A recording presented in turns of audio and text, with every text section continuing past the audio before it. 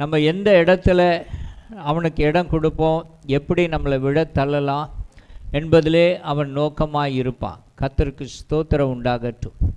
ஆகவே நம்ம என்ன செய்யணும்னா, ஆவிக்குரிய வாழ்க்கையில் நம்ம எப்பொழுதும் சர்வ ஜாக்கிரதையாக இருக்க வேண்டும். நம்முடைய சிந்தனையில், நம்முடைய பார்வையில், பேச்சில், நம்முடைய செயல்கள் எல்லாவற்றிலும் ரொம்பவும் ஜாக்கிரதையாய் நிதானமாய் செயல்பட வேண்டிய இந்த காலகட்டத்தில் நம்ம இருக்கிறோம். ஏனென்றால் கடைசி நாட்களிலே அவனுடைய கிரியைகள் அதிகமாக வெளிப்பட்டு கொண்டிருக்கும். அவனுக்கு முடிவு வரப்போகிறதுனால பலவிதமான பிரச்சனைகள், பலவிதமான தாக்குதல்கள் நம்முடைய வாழ்க்கையில் எதிர்கொள்ள வேண்டி இருக்கும். கர்த்தருக்கு ஸ்தோத்திரம் உண்டாகட்டும். அந்த தாக்குதல்களை எல்லாம் ஆண்டவருடைய கிருபையினாலே நம்ம எதிர்கொண்டு ஜெயிக்க வேண்டும். கர்த்தர் நமக்கு உதவி செய்வார். அல்லேலூயா. அப்போ நம்ம வாழ்க்கையில் பிரச்சனைகளே வராதுன்னு சொல்லி ஆண்டவர் சொல்லலை. பிரச்சனைகள் வரும். ஆனால் அந்த பிரச்சனைகள் மத்தியிலும் நம்ம ஆண்டவரோடு கூட இருக்கணும். ஆண்டவருடைய நாமம் நம்முடைய வாழ்க்கையினாலே, வார்த்தையினாலே, செய்கையினாலே மகிமைப்படணும். எந்த இடத்துல நீங்கள் என்ன செஞ்சிடாதீங்க, பிசாசுக்கு என்ன செஞ்சிடாதீங்க, இடம் கொடுத்துடாதீங்க. ஆண்டவர் நம்மிடத்தில் கேட்டுக்கொள்கிற ஒரு காரியம். ஆகவே ஏன் என்று சொன்னால், இந்த உலகத்தின் அதிபதி நமக்கு விரோதமாய் அவன் போராடி கொண்டே தான் இருப்பான். அவனுடைய நோக்கமெல்லாம் ரட்சிக்கப்பட்ட ஜனங்கள், அபிஷேகம் பெற்ற ஜனங்கள், தேவனுக்காக ஜீவிக்கிறவங்க, தேவனுக்கு என்று சொல்லி வாழ்கிற மக்கள் மேல்தான் அவனுடைய பார்வை, அவனுடைய தாக்குதல் எல்லாம் இருக்கும். ஆனால் எல்லாவற்றுக்கும் மேலாக தேவனுடைய கிருபை நம்மோடு கூட இருக்கும். அல்லேலூயா. அப்போ தேவனுடைய கிருபை நம்மோடு கூட இருக்கும்போது அவன் யுத்தம் பண்ணுவானே தவிர ஒரு நாள் நம்மை மேற்கொள்ளாதபடிக்கு ஆண்டவர் நமக்கு துணை நின்று நமக்கு ஜெயம் கொடுப்பார். ஆமென். அல்லேலூயா.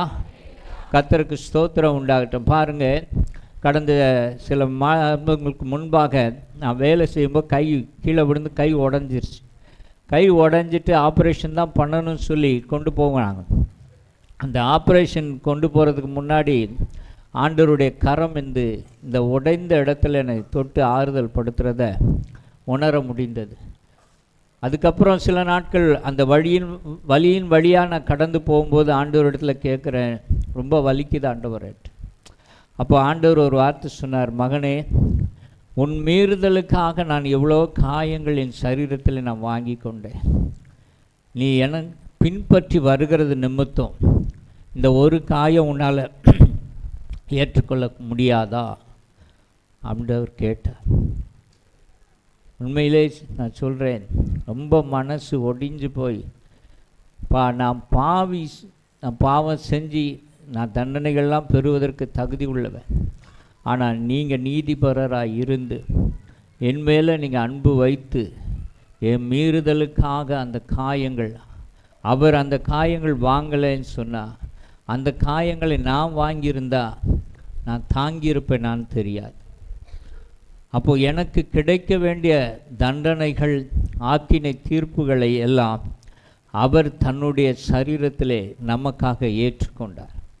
அவர் நம்மேல் வைத்த அந்த அன்பினாலே ஆண்டவர் இதை எல்லாவற்றையும் பொறுமையாய் சகித்தார். கர்த்தருக்கு ஸ்தோத்திரம். ஆனாலும் நம்முடைய வாழ்க்கையில் சில பிரச்சனைகள் வழியாக கடந்து போகும்போது ஆண்டவர் அனுமதிக்கிறதோடைய நோக்கம் என்னன்னு சொன்னால், ஆவிக்குரிய பிரகாரமாக யுத்த களத்தில் நிற்கும்போது எப்படி இருந்தாலும் எதிரியுடைய தாக்குதல் அந்த படையில் இருக்கிறவங்க மேலே படதான் செய்யும். அதில் சிலருக்கு சில இழப்புகள், உயிரிழப்புகள் வரும், காயங்கள் வரும், சேதங்கள் வரும். இவையெல்லாம் அது நடக்க வேண்டிய ஒரு காரியம். ஆகவே நம்ம கர்த்தரை பின்பற்றி வரும்போது நம்முடைய வாழ்க்கையில் எல்லாமே நல்லபடியாக நடந்துகிட்டே இருக்குன்னு சொல்ல முடியாது. ஆனாலும் அதன் மத்தியிலும் தேவனுடைய கிருபையினாலே, தேவ பலத்தினாலே, தேவனை அறிகிற அறிவினாலே அவருடைய சிந்தை நமக்குள்ளே இருக்குமானா, எப்படிப்பட்ட பாடுகள், போராட்டங்கள் வந்தாலும் அவை எல்லாவற்றையும் தாண்டி ஒரு ஜெயம் பெற்ற ஒரு வாழ்க்கை வாழ்வதற்கு ஆண்டவர் நமக்கு உதவி செய்வார்.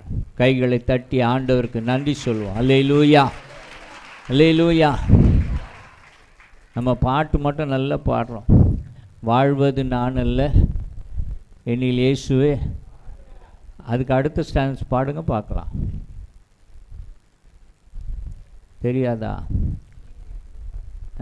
என்னையே நான் அர்ப்பணித்தேன் பாடுறோம். அப்போ அர்ப்பணித்தனா என்ன அர்த்தம்? அவர் நமக்கு என்ன வழியில் கொண்டு போகிறாரோ அந்த வழியில் நம்ம போகிறதற்கு முழுமையாக நம்முடைய இருதயத்தை கொடுத்துட்டன்ற அர்த்தம். ஆமென், அல்லேலூயா. நீங்கள் எந்த சூழ்நிலையில் எப்படிப்பட்ட உபத்திரத்தின் பாதையில் நீங்கள் நடத்திட்டு போனாலும் சரி, ஆண்டவரே நான் உங்களுடைய கரத்தை பிடித்து நான் நடப்பதற்கு ஆயத்தமாக இருக்கிறேன். அல்லேலூயா.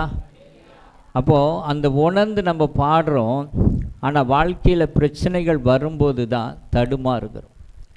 ஆண்டவர் யார் என்பதை நம்ம அறியாமல் எந்த சூழ்நிலையை கர்த்தர் அனுமதித்தார், யார் நமக்கு எதிராளி, எப்படி காரியத்தை செய்து கொண்டிருக்கிறார் என்பதை நம்ம தெரியாமல் சில நேரம் அவசரப்பட்டு பதட்டப்பட்டு வார்த்தையை விட்டுறோம். ஆண்டவர் அதை விரும்புகிறதே இல்லை. அல்லேலூயா. ஒரு தேவனுடைய மனுஷன், தேவனுடைய மக்கள் எப்படி இருக்கணும்னா எப்பொழுதுமே ஒரு சோபர் மைண்டடாக இருக்கணும், நல்ல ஒரு தெளிந்த புத்தி உள்ளவர்களாக இருக்கணும். எந்த சூழ்நிலையும் எதிர்கொள்ளக்கூடிய ஒரு கேப்பபிலிட்டி, ஒரு கெப்பாசிட்டி அவங்களுக்குள்ளே இருந்தால் தான் அவங்க ஒரு பூரணமான தேவனுடைய மனுஷியாக இருக்க முடியும். ஆமென், அல்லேலூயா.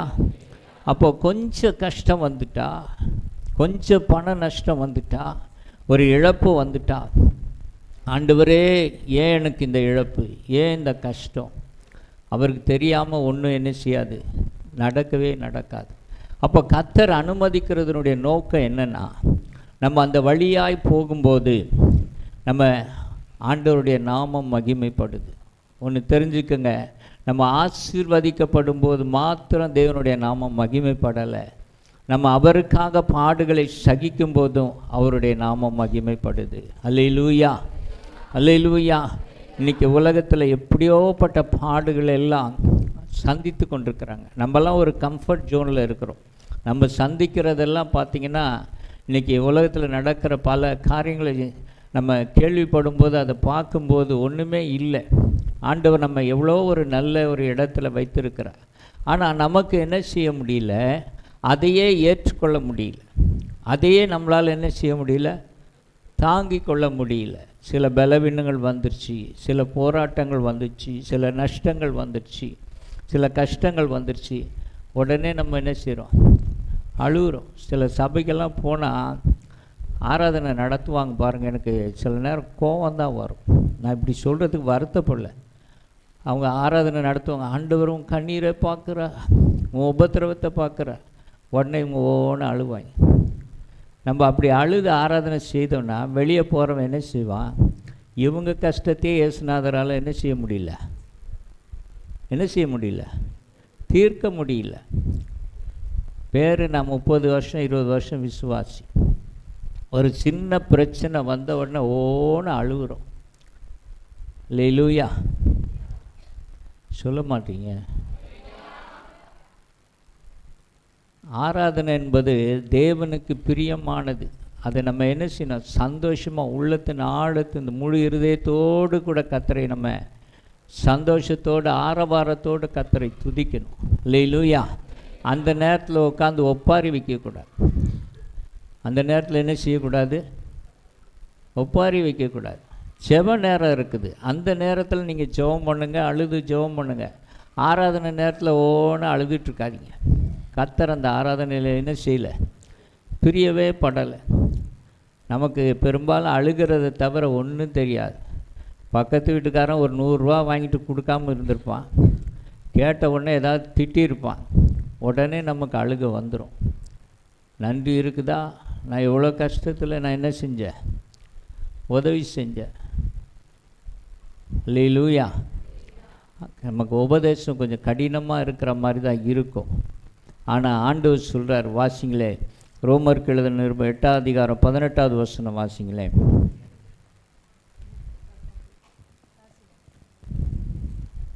ஆதலால் இக்காலத்து பாடுகள் இனி நம்மிடத்தில் வெளிப்படும் மகிமைக்கு ஒப்பிடத்தக்கவைகள் அல்லவென்று எண்ணுகிறேன்.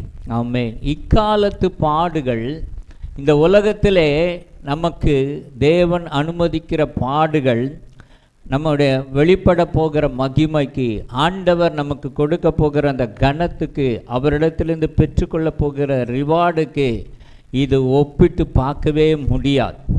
அப்படி ஒரு கனத்தையும் மகிமையும் கர்த்தர் கொடுக்கிறவராய் இருக்கிறார். ஹல்லேலூயா. பாருங்க, ஆண்டவர் என்ன செய்கிறாரு வாசிங்களேன். வெளிப்படுத்தல் விசேஷம் 20வது அதிகாரம் 4வது வசனம் 5வது வசனம் வாசிங்களேன்.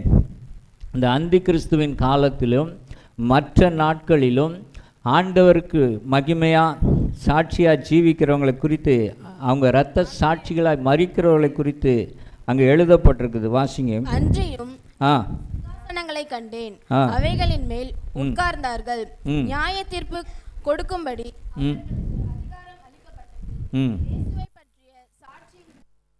தேவனுடைய வசனத்தின் பிரசேதம் பண்ணப்பட்டவர்களுடைய ஆத்மாக்களையும் மிருக சொரூபத்தையாவது வணங்காமலும் தங்கள் நெற்றியிலும் தங்கள் கையிலும் அதன் முத்திரையை தரித்து கொள்ளாமலும் இருந்தவர்களையும் கண்டேன்.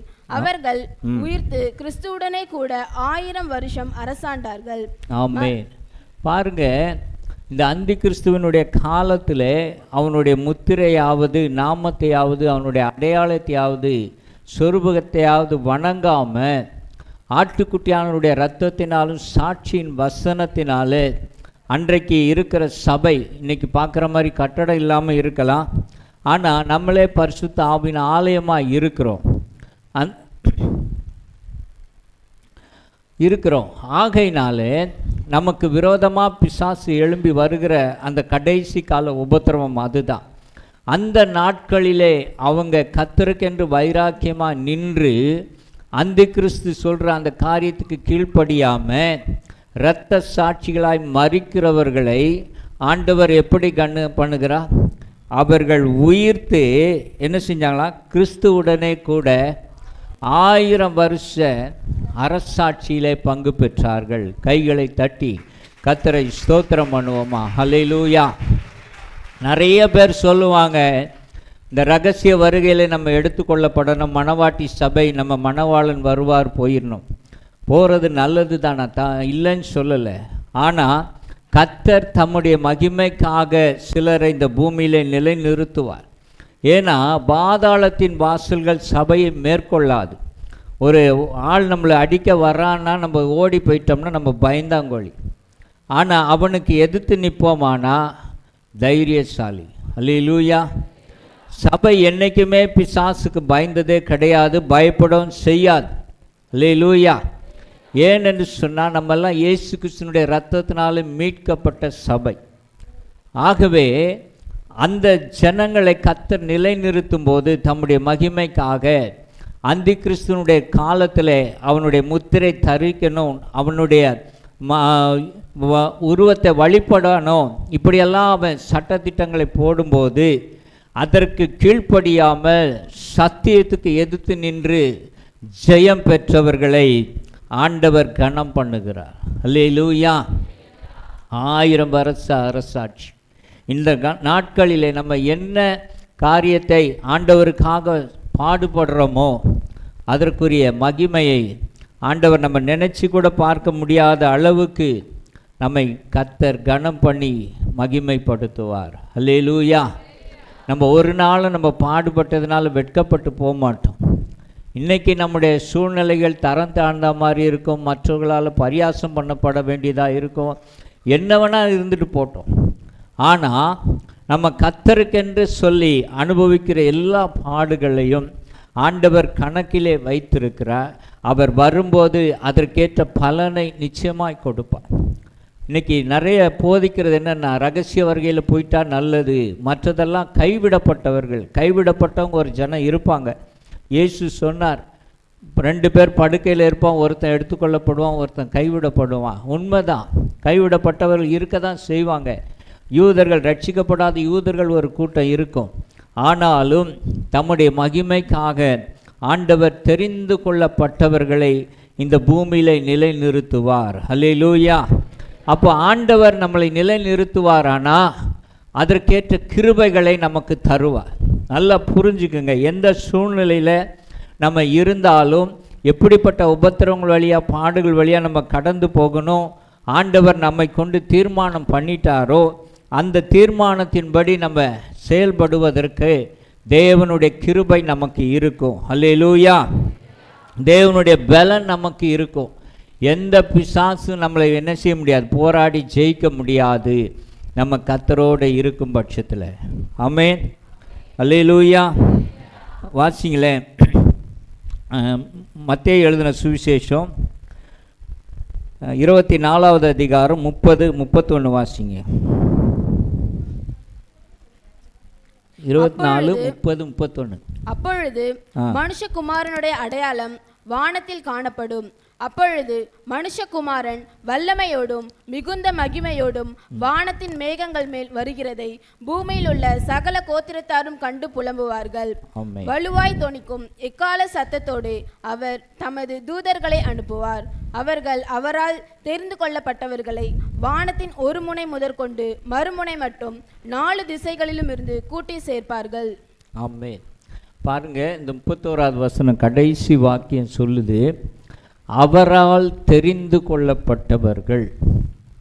அதாவது அவருக்கென்று சொல்லி பாடுபட்டு அவரை மகிமைப்படுத்தும்படி தெரிந்து கொள்ளப்பட்ட ஒரு ஜனங்களை கர்த்தர் வைத்திருப்பார். இந்த 7 வருஷம் அந்தி கிறிஸ்துனுடைய ஆட்சி முடிந்த பிறகு இயேசு கிறிஸ்து பகிரங்கமாய் வருவார். அப்பொழுதும் ஒரு கூட்டம் அங்கே இருக்கும். ஆமென். அல்லேலூயா. தேவன் தம்முடைய மகிமைக்காக தம்முடைய ஜனங்களை கர்த்தர் நிலைநிறுத்துவார். ஆண்டவர் சொன்னார் சீஷர்களை பார்த்து, இதோ உலகத்தின் முடிவு பரிந்தமும் கடைசி நாட்கள் நான் என்ன செய்கிறேன், உங்களோடு கூட இருப்பேன், கடைசி நாட்கள் வரைக்கும். மத்தேயு 28:20 சொல்கிறார். அப்போ கடைசி நாட்கள் வரைக்கும் இந்த பூமியில் சபை இருக்கும். சபைக்கும் அந்தகார பிசாசுகளுக்கும் போராட்டம் இருக்க தான் செய்யும், இல்லாமல் இருக்கவே இருக்காது. ஆனாலும் தேவன் தம்முடைய மகிமைக்கென்று தம்முடைய ஜனத்தை நிலைநிறுத்துவார். பாருங்க, இந்த வசனம் சொல்லுது, 4 முனைகளிலும், கிழக்கு மேற்கு வடக்கு தெற்கு எல்லா திசைகளிலும் தம்முடைய மகிமைக்கென்று சொல்லி ஆண்டவர் ஒரு கூட்டத்தை நிலைநிறுத்துவார். அல்லேலூயா. எந்த ஒரு சத்துருவும் நம்மளை மேற்கொள்ள முடியவே முடியாது. ஆமென். அல்லேலூயா. இன்னைக்கு நிறைய பேருக்கு அந்தி கிறிஸ்துவை பார்த்து ஒரு பயம். அப்படிதானே? இன்னைக்கு உலகத்தில் அந்தி கிறிஸ்து இல்லையா? அந்த அந்தி கிறிஸ்துனுடைய ஆவிகள் செயல்பட்டு கொண்டே இருக்கிறது. ஆனால் லிட்ரலாக, அதாவது மனுஷ ரூபமாக எப்படி தேவகுமாரன் இந்த பூமிக்கு இறங்கி வந்தாரோ, பிசாசு ஒரு மனுஷர் வருவான். அவ்வளோதான் அந்தி கிறிஸ்து, வேற ஒன்றும் பெரிய விஷயம் கிடையாது. ஆனால் நம்ம என்ன செய்கிறோம், வார்த்தை மட்டும் நல்லா சொல்கிறோம். 1 யோவான் 4:4 என்ன சொல்கிறோம், உலகத்தில் இருக்கிறவனிலும் நல்ல சத்தமாக தான் சொல்லுங்களேன். பாதி பேருக்கு வசனம் தெரிய மாட்டேங்குது. வசனம் தெரியாதனால தான் சத்துருவுக்கு நம்ம இடம் கொடுக்குறோம். பயப்படுறதே அவனுக்கு பெரிய சந்தோஷம். அல்லேலூயா. அவனுக்கு பயப்படுறதே அவனுக்கு பெரிய சந்தோஷம். என்னதான் நம்ம ஆண்டவர் சர்வ வல்லமையுள்ளவர்னு சொல்லி சொன்னாலும் ஒரு ஓரத்தில் பிசாசுன்னு சொன்னால் ஒரு பயம் இருக்குது. ஐயே சொல்லுங்க, அது ஏன் வருதுன்னா நம்ம தேவனை குறித்து சரியான அறிவு இல்லை. எந்த இடத்துல எப்படி இருந்தாலும் கர்த்தர் நம்மை பாதுகாப்பார். சிலர் கேட்பாங்க, 7 வருஷம், இப்போ 13 அதிகாரம் 17வது வசனம் வெளிப்படுத்தலில் சொல்லப்பட்டிருக்குது, அந்த முத்திரையாவது அந்த நாமத்தையாவது அந்த சொரூபத்தையாவது வணங்காதவங்க வாங்கவும் முடியாது, கொடுக்கவும் முடியாது, சாப்பாடும் கிடைக்காது, தண்ணீரும் கிடைக்காது. அல்லேலூயா. அப்போ என்ன செய்கிறது, முத்திரையை குத்திக்கலாமா? முத்திரையை குத்திட்டா பரலோகத்துக்குள்ளே வரவே முடியாது. ஆனால் மத்தேயு 4:4 லூக்கா 4:4 என்ன சொல்லுது, மனுஷன் அப்பத்தினால் மாத்திரமல்ல தேவனுடைய வாயிலிருந்து புறப்படுகிற ஒவ்வொரு வார்த்தையினாலும் என்ன செய்வான்? பிழைப்பான். அப்போ அந்த 7 வருஷம் தேவனுடைய ஜனங்கள் எதனால் பிழைப்பாங்க? கர்த்தருடைய வார்த்தையினால் பிழைப்பார்கள். இந்த உலகம் கொடுக்கிற சாப்பாடோ தண்ணியோ வேண்டாம், பரவாயில்ல. ஆனால் கர்த்தருடைய வார்த்தை என்னை பிழைக்க வைக்கும். கைகளை தட்டி ஆண்டவருக்கு நன்றி சொல்வோமா? அல்லேலூயா, அல்லேலூயா. அப்போ அந்தி கிறிஸ்து வந்துட்டான், பிரச்சனை வந்துட்டுன்னு ஆண்டவர் நம்மளை விட்டு விலகுவாரா? ஒரு நாளும் விலக மாட்டார். இன்றைக்கி மணவாளனாய் இயேசுவை சந்திக்க மணவாட்டியாக நம்ம போகிறதுக்கு ஆயத்தமாக இருக்கிறது நல்ல விஷயம். ஆனால் ஆண்டவர் நம்மை நிலைநிறுத்துவாரானா? ஆண்டவரே என்னை நிலைநிறுத்துறீங்க, கிருபையை தாங்க. எப்படிப்பட்ட சூழ்நிலை ஆனாலும் சரி, அந்தி கிறிஸ்துவை முகமுகமாக சந்திக்க வேண்டிய நிலை வந்தாலும் சரி, நான் உமக்காக. அல்லேலூயா, அல்லேலூயா. அப்போ தான் நம்ம இப்போ பாடின பாட்டெல்லாம் சரியாக இருக்கும். வாழ்வது நான் அல்ல, ஆமே. நாங்கள் எப்படா ஆண்டவர் ரகசிய வருகையில் எங்களை தூக்கிட்டு போவார்னு காத்துக்கிட்டு இருக்கிறோம். நீங்கள் என்னடானா இன்னும் 7 வருஷம் இருந்து பாடுபட்டு வந்து சேருன்றீங்களா? இன்றைக்கி சில உபதேசமே அப்படி பண்ணுறாங்க. நீங்கள் வேணால் இருந்துட்டு வாங்க, நாங்கள் போகிறோம். ஏன் போகணும் பயப்படுற? எதுக்கு பயப்படணும் சொல்லுங்கள்? ஆண்டவர் நம்மளை ரகசிய வருகையில் கொண்டு போனார்னா நீங்கள் போங்க. ஆனால் நான் போயிடுவேன், நான் இருக்க மாட்டேன் அப்படின்னா என்ன அர்த்தம்? எதிராளியை கண்டு பயப்படுறோன்னு அர்த்தம். ஆமென். சொல்லவே மாட்டீங்க. என்ன ஒரு மாதிரி இருக்குதா? இப்போ இருக்கிறதே நாங்கள் வீட்டில் இருக்கும்போதே சில அந்தி கிறிஸ்துவோட போராடிட்டுருக்குறோம். வேலையிலே சில அந்தி கிறிஸ்து கூட போராடிட்டுருக்குறோம். ஒன்றும் வேறு அவனை பார்த்து நாங்கள் போராடணுமா அப்படின்னு சிலர் நினைக்கிறாங்க. ஆமென், அல்லேலூயா.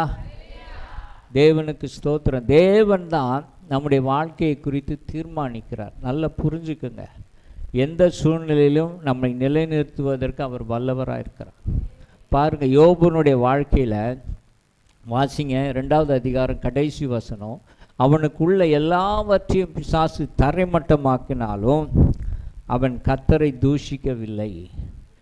வாசிங்க. இவற்றை எல்லாவற்றிலும் யோபும் பாவம் செய்யவில்லை, தேவனை சொல்லவும் இல்லை. இவை எல்லாவற்றிலும் யோபு என்ன செய்யல? பாவம் செய்யல. அவனுக்குள்ள எல்லா ஆஸ்திகள், குழந்தைகள் எல்லாவற்றையும் சத்துரு தரமட்டமாக்குறான்.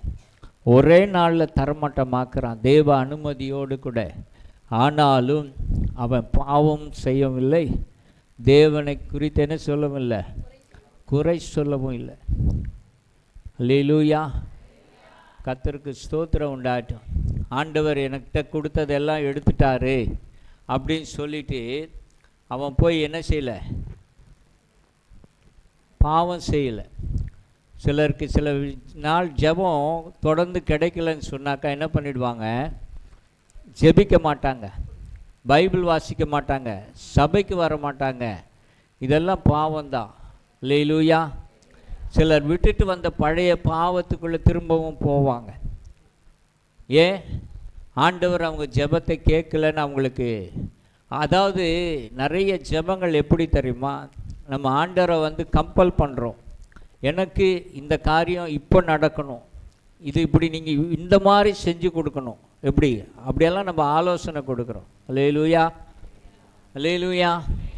கர்த்தருக்கு ஸ்தோத்திரம் உண்டாட்டும். ஆனால் கர்த்தருக்கு தெரியும் நம்முடைய இருதயம் என்ன, நம்ம எப்படிப்பட்ட ஆள், நம்முடைய தேவை என்ன, நம்முடைய தேவைகளை எப்பொழுது சந்திக்கணும் என்பதெல்லாம் அவர் அறிந்திருக்கிறார். ஆண்டவர் அந்த நேரத்தில் நம்முடைய காரியங்களை நிச்சயமாய் நமக்கு செய்து கொடுப்பார். ஆமென், அல்லேலூயா. கர்த்தருக்கு ஸ்தோத்திரம் உண்டாட்டும். இந்த பூமியில் நம்ம அவருக்காக பாடுபடும்போது ஆண்டவர் என்ன செய்கிறாரு? 70 வருஷம் 80 வருஷம் அவருக்கு பாடுபடும்போது 1000 வருஷம் நம்மளை அரசாள வைக்கிறார். எவ்வளோ பெரிய ஆண்டவர் பார்த்தீங்களா? எவ்வளோ பெரிய ஆண்டவர் பார்த்தீங்களா? இன்றைக்கி நம்மளை அரசாள்றவங்களெல்லாம் நாளைக்கு நம்ம அவங்கள அரசாள்வோம். அல்லேலூயா. நல்ல ஒரு கைத்தட்டி கர்த்தரை மகிமைப்படுத்தும்.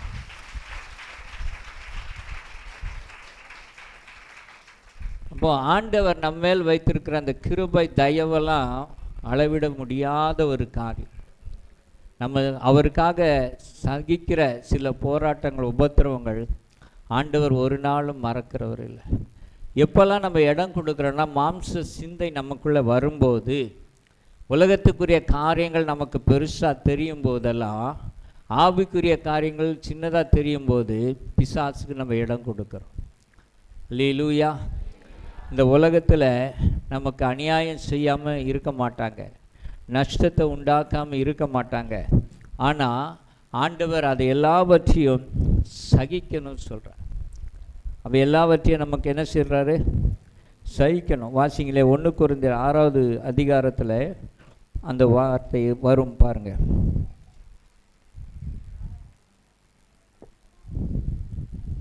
ம் 7வது வசனம் வாசிங்க. நீங்கள் ஒருவரோடொருவர் வழக்காடுகிறது எவ்விதத்திலும் குற்றமாய் இருக்கிறது. ஒருத்தருக்கு ஒருத்தர் சண்டை போட்டுக்கிட்டே இருக்கிறீங்க, வாக்குவாதம் பண்ணுறீங்க. என்ன காரியத்துக்காக வாக்குவாதம் பண்ணுறீங்க? வாசிங்க. அப்படி செய்கிறதை விட நீங்கள் ஏன் அநியாயத்தை சகித்து கொள்ளுகிறதில்லை? ஏன் அநியாயத்தை சகித்து கொள்றதில்லை? ஏன் நஷ்டத்தை பொறுத்து கொள்ளுகிறதில்லை? என்னம்மா அவசரமா? கொஞ்சம் ஏன் அநியாயத்தை சகிக்கிறதில்லை? இப்போது நம்ம போகிறோம், ஒரு பொருள் வாங்குகிறோம், அதில் என்ன பண்ணுறான்? வரி போட்டு வைக்கிறான். சிலதெல்லாம் 18% வரி, அநியாயமாக வரி வாங்குகிறான் அப்படின்ற. வேறு அதுக்கு மேலே நம்மளால் ஒன்றும் செய்ய முடியாது, பேசாமல் வந்துடுறோம். ஆனால் நமக்கு சமமாக இருக்கிறவங்க, நம்ம கீழே இருக்கிறவங்க ஏதாவது ஒரு அநியாயம் பண்ணிட்டா நம்மளால் என்ன செய்ய முடியல? சகிக்க முடியல. வீடேறி போய் சண்டை போடுறோம். கர்த்தர் அதை விரும்புகிறதே இல்லை. அல்லேலூயா. அநியாயம் செய்கிறவன் அநியாயம் செய்யிட்டு அவனை விடுன்றாரு. நான் பார்த்துக்கிறேன், நீ அதில் தலையிடாத. அநியாயம் செய்கிறவன் இன்னும் அநியாயம் செய்யட்டும், விடு, நீ அதில் போய் நீ தலையிடாத. நம்ம தலையிட்டோம்னா கர்த்தர் தலையிட மாட்டார். நம்ம பொறுமையாக இருந்தோம்னா ஆண்டவர் அதெல்லாம் பார்க்குறாரு, நமக்கு நியாயம் செய்வார். அல்லேலூயா. கர்த்தருக்கு ஸ்தோத்திரம் உண்டாகட்டும். பாருங்கள், அடுத்தது என்ன சொல்கிறாரு? வாசிங்க. ஏன் நஷ்டத்தை பொறுத்து கொள்ளவில்லை? சிலர் கடன் வாங்கிட்டு கொடுக்க மாட்டாங்க. சில நேரங்களில் சொத்து நமக்கு கிடைக்க வேண்டிய பங்கு கிடைக்காம போயிடும். நஷ்டத்தை பொறுத்து கொள்ளவில்லை. இந்த உலகத்தில் தாய் தகப்பனை கனம் பண்ணி நம்ம வாழணுமே தவிர சார்ந்து வாழக்கூடாது. என் பிள்ளைங்களுக்கு சொல்லிக் கொடுப்பேன். என்ன சொல்லிக் கொடுப்பேன்? ஒரு சின்ன விஷயம் கேட்டாங்கன்னா கூட ஜெபம் பண்ணு, நீ கர்த்தரை சார்ந்து இரு. தாவீதுக்கு எவ்வளோ ஒத்தாசை பண்ண ஆட்கள் இருந்தாலும், வானத்தையும் பூமியை உண்டாக்குற கர்த்தரிடத்திலிருந்து எனக்கு என்ன வரும்? ஒத்தாசை வரும். நம்முடைய முகம், நம்முடைய பார்வை பரலோகத்தை நோக்கி இருக்குமானா இந்த அநியாயத்தை நம்மளால் சகித்து கொள்ள முடியும், நஷ்டத்தை நம்மளால் பொறுத்து கொள்ள முடியும். எவ்வளோ காரியங்கள் ஆண்டவர் என் வாழ்க்கையில் அனுமதித்திருக்கிறார். ஆனால் இந்த வசனங்கள் தான் என்னை கட்டுப்படுத்தி கிருபையில் நிலைநிறுத்தியிருக்குது. எவ்வளோ பேர் எனக்கு அநியாயம் செய்திருக்கிறாங்க, எவ்வளோ நஷ்டத்தை நான் சந்தித்திருக்கிறேன் வாழ்க்கையில். எனக்கு கிடைக்க வேண்டிய காரியங்கள் எல்லாம் என்னை விட்டு பறித்திருக்கிறாங்க, விரோதமான காரியங்கள்லாம் செஞ்சுருக்கிறாங்க. அதற்காக ஸ்தோத்திரம். அல்லேலூயா. ஆண்டவர் இன்றைக்கும் நடத்தி கொண்டு தான் இருக்கிறார். அல்லேலூயா. அழைத்தவர் உண்மை உள்ளவராக இருக்கிறார். நம்ம இந்த உலகத்தின் மேன்மைக்காக, உலகத்தின் ஆஸ்திக்காக, மற்ற காரியங்களுக்காக நம்ம அழைக்கப்படலை. நம்முடைய அழைப்பு மிக மிக விசேஷமான ஒரு காரியம். நம்மளை உடைக்கிறது பிசாசு. இந்த உலகத்தின் காரியத்தை வைத்து தான் உடைப்பான். சில நேரம் தாங்க முடியாது தான். ஆண்டவர் தான் நமக்கு பலன் கொடுக்கணும். எவ்வளோ நம்பிக்கை துரோகங்கள் தெரியுங்களா? எவ்வளோ நஷ்டங்கள். இதெல்லாம் படிக்கும்போது பவுல் எழுதுவார் இல்லையா, சொந்த சகோதரால் வந்த நஷ்டங்கள், இனத்தாரால் வந்த கஷ்டங்கள், இதெல்லாம் நம்ம வாழ்க்கையில் நிறைவேறுதுன்னா ஆண்டவருக்கு ஸ்தோத்திரம். வாயே வரமாட்டேங்குது. இந்த வசனம்லாம் என் வாழ்க்கையில் நிறைவேறுவதற்காக ஸ்தோத்திரம். அல்லேலூயா, அல்லேலூயா. கர்த்தருக்கு மகிமை உண்டாகட்டும். நல்லா தெரிஞ்சு தான் நம்மளை ஏமாற்றுவான். இவன் நம்மகிட்ட சண்டைக்கு வரமாட்டான், இவன் கொடுத்தா வீட்டுக்கு வந்து கேட்க மாட்டான், நம்மளா கொடுத்தா தான் உண்டுன்னு சொல்லி வருவான். அதுக்காக ஸ்தோத்திரம். அல்லேலூயா. நம்மளை ஆண்டவர் ஒரு நாளும் கைவிட மாட்டார். ஆண்டவர் முதல்ல நமக்கு என்ன சொன்னார்? அப்போஸ்தலர் 1:8 எல்லா இடத்துல நீங்கள் சாட்சிகளாக இருப்பீர்கள். அப்போது கர்த்தருடைய நாமம் தூஷிக்கப்படணும்னா நம்முடைய வாழ்க்கையில் இருக்கிற சாட்சியை உடைக்கணும். அதுதான் அஸ்திபாரம். அதுக்கப்புறம் தான் உங்களுடைய ஜெபம், உங்கள் வாழ்க்கைகள், உங்கள் நற்கிரைகள் எல்லாமே. அதை உடைச்சிட்டா எல்லாமே ஆடி போயிடும். நான் என்னதான் பிரசங்கம் பண்ணாலும் என் வாழ்க்கையில் சாட்சி இல்லைன்னு சொன்னேன்னா அது எடுபடாது. என்ன பண்ணுவான்? வந்துட்டார் அவர் அரசியல்வாதி மாதிரி, பண்ணுறதெல்லாம் அட்டூழியம் பண்ணுவார். இங்கே வந்து நல்ல பிள்ளை மாதிரி உபதேசம் பண்ணுவார். சொல்லுவானா சொல்ல மாட்டானா? அப்போது சாட்சி தான் நம்முடைய வாழ்க்கையில் அஸ்திபாரம். அதை உடைக்கிறதுக்கு பிசாசு என்ன செய்வான்? முயற்சி செய்து கொண்டே இருப்பான். ஒரு நிமிஷம் கூட நம்ம என்ன செய்யக்கூடாது? இடம் கொடுக்கவே கூடாது. அல்லேலூயா. நிதானமாக கர்த்தருடைய கிருபையில், கர்த்தருடைய சமூகத்தில் நம்ம எப்பொழுதும் இருப்போமானா ஆண்டவர் நம்மை பலப்படுத்துவார். பிசாசுக்கு இடம் கொடுக்காதபடி பிசாசை ஜெயிக்க ஆண்டவர் நமக்கு உதவி செய்வார். அல்லேலூயா. கர்த்தர் நல்லவராக இருக்கிறார். ஆமென். ஒன்று தெரிஞ்சுக்கங்க, நம்மளை வாழ விடக்கூடாது, நம்மளை மட்டம் தட்டணும்னு சொல்லி தான் பிசாசு செயல்படுவான். ஆனால் ஆண்டவர் என்ன செய்வார்? நம்மளை மேலே தூக்கிக்கிட்டே இருப்பார். அல்லேலூயா. ஒரு நாள் நம்ம என்ன செய்ய மாட்டோம்? தரம் தாழ்ந்து போக மாட்டோம். கர்த்தரோடு கூட நடக்கிறவங்க ஒரு நாள் தரம் தாழ்ந்து போகவே மாட்டாங்க.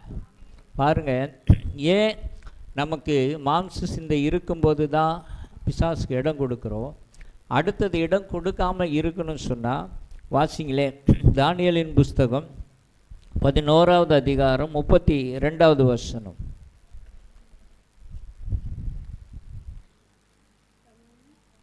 11:32. உடன்படிக்கைக்கு துரோகிகளாய் இருக்கிறவர்களை இச்சக பேச்சுகளினால் கள்ள மார்க்கத்தார்க்குவான். தங்கள் தேவனை அறிந்திருக்கிற ஜனங்கள் திடங்கொண்டு அதற்கேற்றபடி செய்வார்கள்.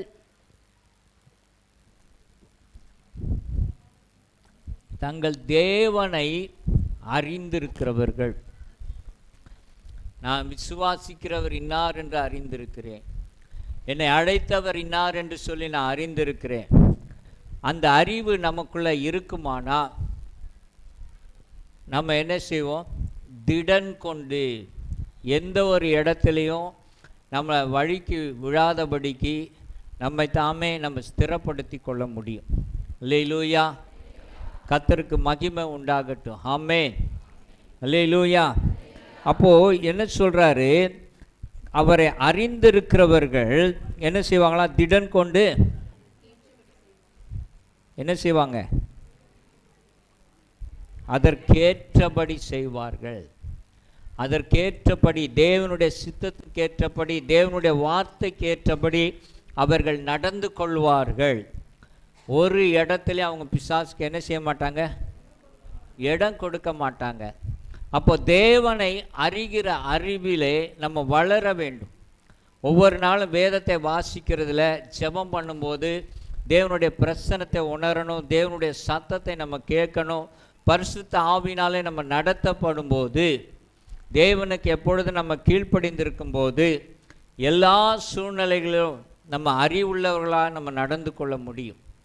எல்லா சூழ்நிலையிலும் நம்ம திடனாக இருக்க முடியும். எது நமக்கு வந்தாலும் சரி, எது நம்ம விட்டு போனாலும் சரி, கர்த்தரை சார்ந்திருக்க முடியும். அல்லேலூயா, அல்லேலூயா. அப்படி இல்லைன்னு சொன்னால், இழப்புகள் வரும்போது நம்மளால் நிற்க முடியாது. 1 சாமுவேல் 30 அதிகாரம் 6வது வசனத்தில் தாவீதுக்கு விரோதமாக ஒரு கூட்டம் எழும்பி வருது. இந்த கூட்டம் யாருன்னு சொன்னால், ஒடுக்கப்பட்டவர்கள், கடன்பட்டவர்கள், ஒன்றுத்துக்கும் உதவாதவங்களெல்லாம் தாவீதுகிட்ட வந்து சேர்ந்துக்கிறாங்க. அவங்கள நல்ல ஒரு போர் சேவகராக உருவாக்கி, அவங்களுக்கு குடும்பம், மனைவி, பிள்ளைகள்லாம் உருவாக்கி சமுதாயத்தில் ஒரு அந்தஸ்தை கொடுக்குறார். அந்த கூட்டத்தார் என்ன செய்கிறாங்கன்னா, அமலேக்கியர் வந்து இவங்களுடைய மனைவி, பிள்ளைகள், பொருட்கள் எல்லாம் எடுத்துகிட்டு போயிடுறாங்க. இது தாவீதினுடைய மனைவிகளும் பிள்ளைகளும் போயிட்டாங்க. தாவீதும் நெருக்கப்பட்டு தான் இருக்கிறாரு, தாவீதும் இழந்து தான் நிற்கிறாரு. ஆனால் இந்த கூட்டத்தார் தாவீதுக்கு விரோதமாக பேசினது மாத்திரம் அல்ல, கல் எடுத்துக்கொண்டாங்க. அப்போ தாவீது என்ன செய்தாரு? வாசிங்க. தாவீது மிகவும் நெருக்கப்பட்டான். சகல ஜனங்களும் தங்கள் குமாரர் குமாரத்திகளின் நிமித்தம் மன கிளேசமானதினால் அவனை கல்லெறிய வேண்டும் என்று சொல்லிக் கொண்டார்கள். அவரால் உருவாக்கப்பட்டவங்க, சமுதாயத்தில் ஒன்றுமே இல்லாத நிலைமையில் இருக்கிறவங்க, ஒதுக்கப்பட்டவங்க, அற்பமாக நினைக்கப்பட்டவங்களை இவர் கூட்டி சேர்த்து அவங்களுக்கு பயிற்சி கொடுத்து நல்ல இராணுவ வீரர்களாக வைத்தது மாத்திரம் இல்லை, மனைவி, பிள்ளைகள், அவங்க வாழ்வதற்கான தேவையான பொருட்கள் எல்லாத்தையும் செஞ்சு கொடுக்குறாரு. கடைசியில் என்ன செய்கிறாங்க? அவங்க என்ன நன்றி காமிச்சாங்க? கல் எறிய வேண்டும் என்று சொல்லி கொண்டார். இதுதான் உலகம். நம்ம என்னதான் நன்மை செய்தாலும் எல்லாரும் நமக்கு பதில் நன்மை செய்வாங்கன்னு நம்ம எதிர்பார்த்தோம்னா நம்ம கதை முடிஞ்சிச்சுன்னு அர்த்தம். நம்ம எவ்வளோ நன்மை செஞ்சாலும் யார் நம்ம இடத்துல நன்மையை பெற்றுக்கொண்டார்களோ அவங்க மூலமாகவே நமக்கு என்ன வரும்? தீமை வரும். ஒரு அல்லேலூயா சொல்லுவோமா? மாதத்தில் வாரம் வந்திருக்கிறோம், என்னை கர்த்தர் இப்படி ஆசீர்வதிப்பார், இப்படி உயர்த்துவாருன்னு சொல்லாமல் கல்லேறி வாங்கன்னு சொல்கிறீங்களே. கல்லேறி ஏறியதான் கர்த்தருடைய கிருபை பெருகும். அல்லேலூயா. ஸ்தேவானை கல்லேறியும் போது என்ன நடந்துச்சு? வானம் திறந்தது. தேவனுடைய சமூகத்தையும் இயேசு கிறிஸ்துவையும் அங்கே பார்த்தார். அல்லேலூயா. அப்போது தாவீது தன்னை கர்த்தருக்குள் என்ன செய்து கொண்டான்? திடப்படுத்தி கொண்டான். அதனுடைய அர்த்தம் என்னன்னா, இந்த உலகம் அப்படி தான், இந்த ஜனங்க நன்றி கெட்ட ஜனங்க தான், ஆனாலும் ஆண்டவரை நீர் எப்பொழுது என்னோடு இருக்கிறீர். அல்லேலூயா, அல்லேலூயா. என்னை சுற்றி நிற்கிற மக்கள் என்னை கல்லெறிய எழும்பி நிற்கிறாங்க, ஆனால் நீங்கள் என்னோடு கூட இருக்கிறீங்க. நல்ல கைகளை தட்டி கர்த்தரை ஸ்தோத்திரம் பண்ணுவோமா? அல்லேலூயா. அதுதாங்க நம்ம வளர்ச்சி, அதுதான் நம்ம தேவனை அறிந்திருக்கிற அறிவு. சாதாரண ஒரு காரியம் அல்ல. புரியுதுங்களா? அப்போது இக்கட்டான சூழ்நிலைகள் நமக்கு வரும், உபத்திரவங்கள் வரும்.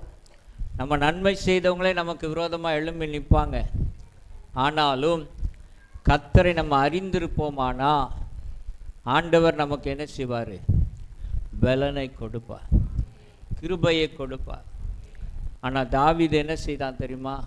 அதுக்கப்புறம் போய் கர்த்தரிடத்தில் ஜெபம் பண்ணுறான். ஜெபம் பண்ணும்போது கர்த்தர் சொல்கிறார், நீ போ, எல்லாத்தையும் திருப்பிக்குவ. அங்கே போய் யுத்தம் பண்ண போகிறான். போகும்போது வழியில் 200 பேர் நின்றுடுறான், டயர்டாக இருக்குது, முடியலன்ட்டு. மிச்சம் 400 பேரோடு கூட போய் யுத்தம் பண்ணி எதிரியுடைய பாளையத்தில் இருந்த தங்களுடைய பொருட்களை, தங்களுடைய மனைவி பிள்ளைகளை மீட்டது மாத்திரம் இல்லை, எதிரியுடைய பொருட்களையும் அவன் கொள்ளையடிக்கும்படி கர்த்தர் செய்தார். அல்லேலூயா. அவங்க என்ன செஞ்சிட்டாங்க? நம்ம பாஷையில் சொன்னால் ரொம்ப விலை கொடுத்து வாங்கிட்டாங்க. ஆள் தெரியாமல் கை வச்சுட்டாங்க. தாவீதுகிட்ட போய் என்ன செஞ்சிட்டாங்க? அவங்க தாவீதுடைய இது தெரியாமல், பலம் தெரியாமல், அவங்க கூட இருக்கிற கர்த்தர் யாருன்னு தெரியாமல் என்ன செஞ்சிட்டாங்க? கை வச்சுட்டாங்க. இப்படி தான் நம்முடைய வாழ்க்கையிலையும் கூட சரி, நம்ம யாருன்னு தெரியாமல் என்ன செய்வாங்க? சிலர்லாம் விளையாடுவாங்க, சிலர்லாம் கஷ்டம் கொடுப்பாங்க. அல்லேலூயா. ஆனால் கர்த்தர் நம்மோடு கூட இருப்பாரானா கர்த்தர் நம்மோடு கூட இருப்பார். ஆனால் யாரால் நமக்கு தீமை வந்ததோ அவர்கள் மூலமாகவே கர்த்தர் நமக்கு நன்மையை தருவார். நல்ல கைகளை தட்டி ஆண்டவரை ஸ்தோத்திரம் பண்ணுவோம். அல்லேலூயா, அல்லேலூயா, அல்லேலூயா. தீமைகள் வராமல் இருக்காது. ஆனால் ஆண்டவர் என்ன செய்வார்? நமக்கு அந்த தீமையை நன்மைகளாய் மாற்றி கொடுப்பார்.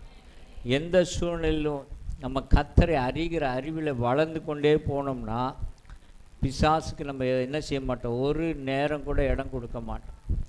என்ன இழப்புகள் வந்தாலும், எப்படிப்பட்ட சோதனைகள் வந்தாலும், பாடுகள் வந்தாலும் நம்ம கர்த்தருக்கு பிரியமாய் நடப்போம்.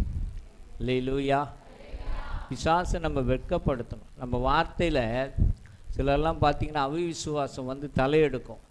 அது தலையெடுக்கும் போதே பிசாசுக்கு இடம் கொடுக்குறோன்னு அர்த்தம். வார்த்தையினால் சிலரை கேட்பேன், எப்படி இருக்கிறீங்க? ஏதோ இருக்கிறேன் அப்படின்வாங்க. ஏதோ இருக்கிறேன்னா என்ன அர்த்தம்? சாவு வரல, அதனால் இருக்கிறேன். தற்கொலை பண்ணால் நரகத்துக்கு போயிடுவேன்னு தெரியும். அதனால தான் நான் தற்கொலை பண்ணாமல் என்ன செய்கிறேன்? மூச்சை பிடிச்சிக்கிட்டு இருக்கிறேன்.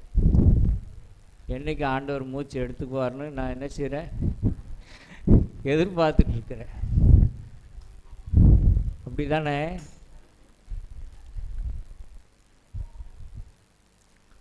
அப்படி சொன்னோம்னா ஆண்டவர் நாம் மகிமைப்படுமா?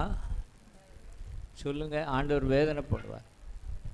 நான் உனக்காக என் ரத்தம் சிந்தி பாடுபட்டிருக்கிறேன், உண்மையில் என் கிருபையை வைத்திருக்கிறேன், அபிஷேகத்தை வைத்திருக்கிறேன். நீ இந்த பிசாசுக்கு போய் பயந்துக்கிட்டு சாகணும்னு நினைக்கிறிய? ஆண்டவர் நம்மகிட்ட கேட்பாரா, கேட்க மாட்டாரா? அப்போ என்றைக்குமே நம்ம அவிவிசுவாசம் உள்ள வார்த்தைகளை என்ன செய்யக்கூடாது? பேசக்கூடாது. நம்ம வார்த்தைக்கு வல்லமை இருக்குது. அதான் நீதிமொழிகள் 8:17 சொல்லுது, மரணமும் ஜீவனும் நாவின் அதிகாரத்தில் இருக்குது. நம்ம எதை விரும்பி கேட்குறோமோ அதை நம்ம வாழ்க்கையில் வாங்கிக்குவோம். அதனால் வார்த்தைகளில் ஜாக்கிரதையாக இருக்க வேண்டும். அவிவிசுவாசமான வார்த்தைகள் நம்ம வாயில் வரும்போது பிசாசுக்கு நம்ம என்ன செய்கிறோம்? இடம் கொடுக்கும். அப்போது அந்த காரியத்தை நம்ம என்ன செய்யணும்? அவிவிசுவாசமான வார்த்தை வரவே கூடாது. அதில் நம்ம ஜாக்கிரதையாக இருக்கணும். ஆண்டவர் நமக்கு ஒரு உதாரணம் சொல்லித்தராரு. யோவான் 14:30 சொல்கிறார் பாருங்கள்.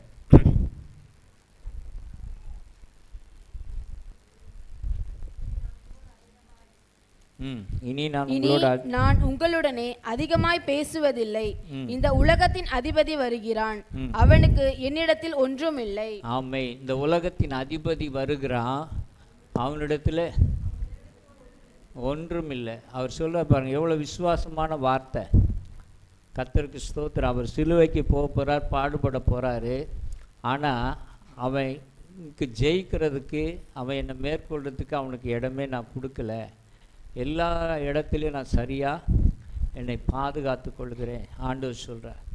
சாதாரணமாக இல்லை. அவர் 30 வருஷம் நாசரேத் என்ற ஊரில் இருந்தார். குடும்பத்தோடு கூட இருந்து அந்த குடும்பத்து வாழ்க்கையில் அவர் சாட்சியாக இருந்து 30வது வயசில் தான் அவர் ஊழியத்துக்கு வர்றார்.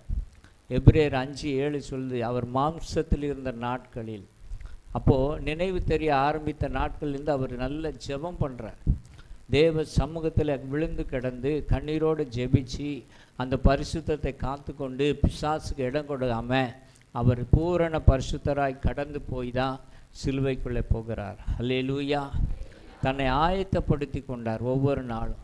நாமும் கூட ஒவ்வொரு நாளும் நம்ம தேவ சமூகத்தில் ஜெபத்தில் இருந்து பைபிள் வாசித்து நம்மளை ஆயத்தப்படுத்தி கொள்ள வேண்டும். எந்த சூழ்நிலையில் நம்மளை ஆண்டவர் நடத்துனாலும் அந்த சூழ்நிலை கடந்து போக கர்த்தருடைய கிருபை நம்மோடு கூட இருக்கணும். அல்லேலூயா. எதையும் கண்டு நம்ம பயப்படக்கூடாது. நல்ல வார்த்தைகளை நம்ம என்ன செய்யணும்? பேசணும். விசுவாச வார்த்தைகளை நம்ம என்ன செய்யணும்? பேசணும். அப்போ கர்த்தர் என்ன செய்வார்? நம்முடைய வார்த்தைகளை கனம் பண்ணி கர்த்தர் அற்புதங்களை செய்வாரா?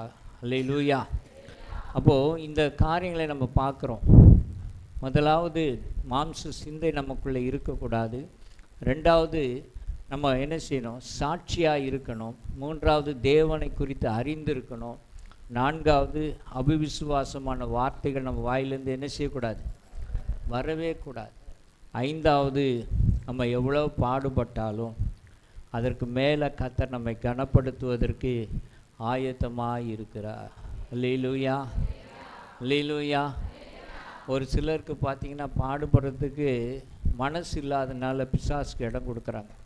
சில ஊழியர்களெல்லாம் பார்த்துருக்கேன், கொஞ்சம் பேர் போதும்யா, இவ்வளோ பேர் போதும். ஆண்டவர் 100 ஆடுகளில் ஒரு ஆடை தான் தேடி போனார். அப்போ 100 பேர் இருந்தால் ஒரு சபையில் போதுன்னுவாங்க. 140 கோடி ஜனங்கள் மேலே இருக்குது இந்தியாவில். ஒரு சபையில் 100 ஆத்துமா இருந்தால் என்ன செய்கிறது சொல்லுங்கள்? போதும். ஏன்? அவங்களுக்கு பாடுபடுறதுக்கு மனசு இல்லை. என்ன இல்லை? மனசு இல்லை. இவ்வளோ பேர் வந்துட்டீங்கன்னு நீங்கள் சந்தோஷப்படுறாருன்னு நினச்சிக்கிட்டீங்களா? ஒரு பக்கம் உங்கள் பார்த்து சந்தோஷப்பட்டாலும் உங்களெல்லாம் நடத்துறதுக்கு என்ன பாடுபடுவார்னு அவருக்கு தான் தெரியும். அல்லேலூயா, கர்த்தருக்கு ஸ்தோத்திரம் உண்டாகட்டும். ஆமென். சாதாரண காரியம் கிடையாது. ஆனால் பிசாசு என்ன செய்கிறான்? நம்மளை முடக்கி வைக்கணும்னு பார்க்குறான். நீ கொஞ்ச நேரம் ஜெபம் பண்ணிட்ட போதும், இன்றைக்கி உபவாச ஜெபத்தில் கலந்துக்கிட்ட போதும், ராத்திரி ஜெபம் பண்ணிட்ட போதும், இத்தனை அதிகாரம். சிலர்லாம் காலையில் பைபிள் எடுத்து படிச்சுட்டா அன்னைக்கு கடமை முடிஞ்சிச்சு. அப்படி இல்லை. நம்ம ஆண்டவருடைய காரியத்தில் நமக்கு திருப்தியை என்ன செய்யக்கூடாது? வரக்கூடாது. ஜெபம் பண்ணுறதுலையும், பைபிள் படிக்கிறதுலையும், உபவாசம் இருக்கிறதுலையும், ஆண்டவருடைய ஊழியத்தை செய்கிறதுலையும் திருப்தியை என்ன செய்யக்கூடாது? அடையக்கூடாது. சிலர்லாம் ரிட்டையர்மெண்ட் வாங்குகிறாங்க. நேற்று ஒரு ஊழியர் பேசிகிட்டு இருந்தார், 60 வயசு ஆகிட்டா ரிட்டையர்மெண்ட் வாங்கிறாங்க அமெரிக்காலலாம். இங்கேயுமே சிலர்லாம் அப்படியே கொஞ்சம் கொஞ்சமாக குறைச்சிக்கிறாங்க ஊழியத்தை அப்படின்றாங்க. அப்படி அல்ல. கர்த்தருடைய பிள்ளைங்க கடைசி மூச்சு வரைக்கும் கர்த்தருக்காக ஓட வேண்டும். நல்ல கைகளை தட்டி கர்த்தரை ஸ்தோத்திரம் பண்ணுவோம். அல்லேலூயா, அல்லேலூயா.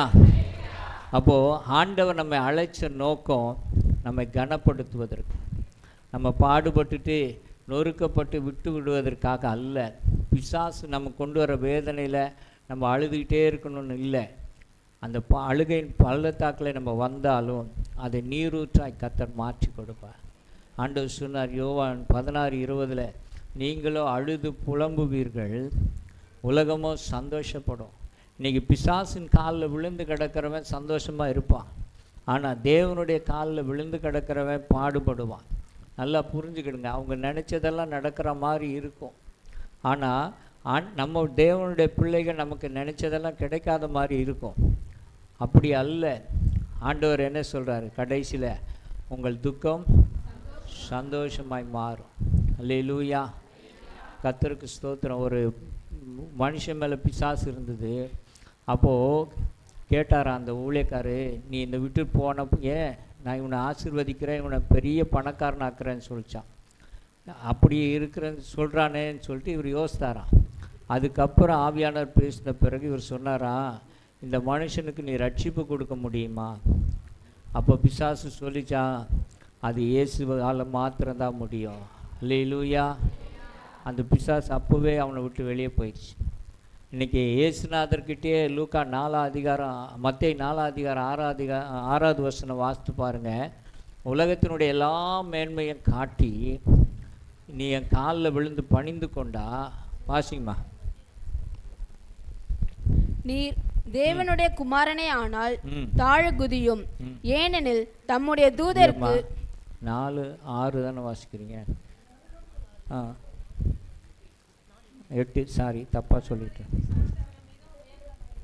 மறுபடியும் பிசாசு அவரை மிகவும் உயர்ந்த மலையின் மேல் கொண்டு போய் உலகத்தின் சகல ராஜ்யங்களையும் அவைகளின் மகிமையையும் அவருக்கு காண்பித்து, நீ சாஷ்டாங்கமாய் விழுந்து என்னை பணிந்து கொண்டால் இவைகளை எல்லாம் உமக்கு தருவேன் என்று சொன்னான். ஆமென். நீர் சாஷ்டாங்கமாக விழுந்து என்னை பணிந்து கொண்டால் நான் என்ன செய்வேன்? இந்த உலகத்தினுடைய எல்லா மேன்மையும், பெரிய பதவி, ஆஸ்தி, அந்தஸ்து எல்லாம் உன்கிட்ட கொடுத்துட்றேன், நீ ஒரே ஒரு காரியத்தை மாத்திரம் செய்யின்னு இயேசு கிறிஸ்துவை பார்த்து கேட்குறான். நீங்கள் ஒரு காரியத்தை மாத்திரம் செய்யுங்க. என்ன கேட்குறான்? சாஷ்டாங்கமாக விழுந்து பணிந்து கொள். இன்றைக்கி சிலர் பிசாசுக்கு இடம் கொடுத்து அந்தரங்க வாழ்க்கையில் அவன் காலில் விழுந்து கிடக்கிறாங்க. அதனால தான் ஜெபத்தில் இருக்க முடியல, பைபிள் வாசிக்க முடியல. சிலர்லாம் ஃபோனில் மணிக்கணக்காக நேரத்தை செலவழிக்கிறாங்க. சிலர்லாம் அந்த தேவையில்லாத ஆபாச படங்களை பார்த்து கொண்டிருக்கிறாங்க. சிலருக்கெல்லாம் நல்ல களியாட்டங்கள், இன்றைக்கி நிறைய சேனல்ஸ் வந்துருச்சு, நிறைய வந்துருச்சு. தேவையில்லாத காரியத்தில் நம்ம நேரத்தை செலவழித்து ஆண்டவருடைய காலில் விழுந்து கிடக்க வேண்டிய நம்ம பிசாசனுடைய காலில் விழுகிறோம். அல்லேலூயா. அதனால தான் நம்ம வாழ்க்கையில் போராட்டம், சோர்வு, பிசாசை பார்த்தா பயம் வருது. கர்த்தர் நல்லவராக இருக்கார். நம்ம அந்தரங்க வாழ்க்கையில் தேவனோடு கூட இருப்போமானா, தேவ பிரசன்னத்தில் இருப்போமானா, வெளியரங்கமான வாழ்க்கை ஆசீர்வாதமாக இருக்கும், வெற்றிகரமாக இருக்கும். சொல்லுங்களேன். அல்லேலூயா. அப்போ இயேசு கிறிஸ்து அந்தரங்கத்தில் சோதிக்கப்பட்டார். யாருமே இல்லை, அங்கே இயேசுவும் பிசாசும் தான் இருந்தாங்க. ஆனால் இயேசு சோதனையில் ஜெயம் பெற்றார். ஆமென். அல்லேலூயா. அதனால தான் அவர் உலகத்தின் ரட்சிப்பின் அதிபதியாய் வந்தார். நம்ம அந்தரங்க வாழ்க்கையில் தேவ சமூகத்தில் இருந்து பிசாசை ஜெயிக்கும்போது வெளியரங்கமான வாழ்க்கையில் வெற்றி உள்ள ஒரு வாழ்க்கை வாழ முடியும். நல்ல கைகளை தட்டி ஆண்டவருக்கு நன்றி சொல்வோமா? தம்பி, அந்த பாட்டு திரும்ப பாடுவோமா? என் ஆத்மாவும் சரீரமும் நல்ல உணர்ந்து பாடலாமா? கொஞ்சம் எழுந்து அப்படியே பாடுவோம். ஹல்லேலூயா, ஹல்லேலூயா. இந்த பாட்டு பாடுவோமா? ஹல்லேலூயா. என் ஆத்மாவும் சரீரமும் என் ஆண்டவர்க்கே சொந்தம். இனி வாழ்வது நானல்ல, என்னில் இயேசு வாழ்கின்றார். என் ஆத்மாவும் சரீரமும் நல்ல கைகளை உயர்த்தி என் ஆண்டவர்க்கே சொந்தம். இனி வாழ்வது நானல்ல, என்னில் இயேசு வாழ்கிறார். இயேசு தேவா அர்ப்பணித்தேன், என்னையே நான் அர்ப்பணித்தேன். இயேசு தேவா அர்ப்பணித்தேன், என்னையே நான் அர்ப்பணித்தேன். ஏற்றுக்கொள்ளும், ஏந்திக்கொள்ளும், ஏற்றுக்கொள்ளும், ஏந்திக்கொள்ளும். என் இதயம் வாசம் செய்யும், என் இதயம் வாசம் செய்யும். ஒரு திருச்சபையோட நோக்கம் என்ன தெரியுமா? எதற்காக திருச்சபை, எதற்காக நாம் கிறிஸ்துக்களானோம்? ஒரே ஒரு நோக்கம் உண்டு, பரலோக வாழ்வு தான். பரலோக வாழ்வு மட்டும் இல்லைன்னா கிறிஸ்தவம் தேவையில்லை. பரலோக வாழ்க்கை இல்லை என்றால் கிறிஸ்தவம் தேவையில்லை. நன்றாக ஞாபகம் வைத்துக் கொள்ளுங்கள். நீங்க அப்படியே பரலோகத்தில் தேவனுக்கு முன்பாக நிற்கணும். நம்ம அப்படியே முழு சபையும் அப்படியே எடுத்துக்கொள்ளப்பட்டு தேவனுக்கு முன்பாக நிற்கணும். அங்கே போய் அல்லேலூயான்னு ஆண்டவரை ஆராதிக்கணும். அதுக்கு தாங்க சர்ச்சு, அதுக்கு தான் சர்ச். இதில் பார்ஷியாலிட்டி எதுவும் கிடையாது. ஒன்றே ஒன்று இருக்கணும். எப்படியாகிலும் பவுல் சொல்றார், எப்படியாயிலும் அவர் மரணத்துள்ளாகி மரித்தொழுந்து உயிர்த்தெழுதலை நான் விரும்புகிறேன்னு சொல்றார் பிலிப்பியரில். அவர் மரணத்துள்ளாகி அவர் எப்படி இறந்தாரோ அப்படி கூட இறக்க நான் தயாராக இருக்கிறேன். எனக்கு லாபமாக இருக்கிற எல்லாவற்றையும் கர்த்தருக்கு என்று நஷ்டம் என்றும் குப்பையும் என்று எண்ணுகிறேன் என்று சொன்னார். என்ன, நான் உயிர்த்தெழுதல் அடைய வேணும். ஆகவே உங்களை ஆயத்தப்படுத்துகிற இடம்தான் திருச்சபை. ஆகவே இதுக்கு கொடுக்க வேண்டிய கனத்தை நீங்கள் கொடுங்க. கர்த்தர் உங்களோடு இருப்பாராக. நாம் ஜெபிப்போம். மகா இரக்கமும் கிருபை நிறைந்த அன்புள்ள ஆண்டவரே, இந்த நல்ல வேலைக்காய் நன்றி செலுத்துகிறேன். தேவ வசனத்தை நாங்கள் அமைதியாய் கேட்டோம். சத்தியத்தையும் அறிவிகள் சத்தியம் உங்களை விடுதலையாக்கும். இந்த நாளில் நாங்கள் விடுதலையோடு உண்மை நேசிக்கும், ஆராதிக்கும், பாராட்டின தயவுக்காய் ஸ்தோத்திரம். கிருபையின் கரம் எங்களோடு இருப்பதாக இயேசுவின் நாமத்தில் பிதா.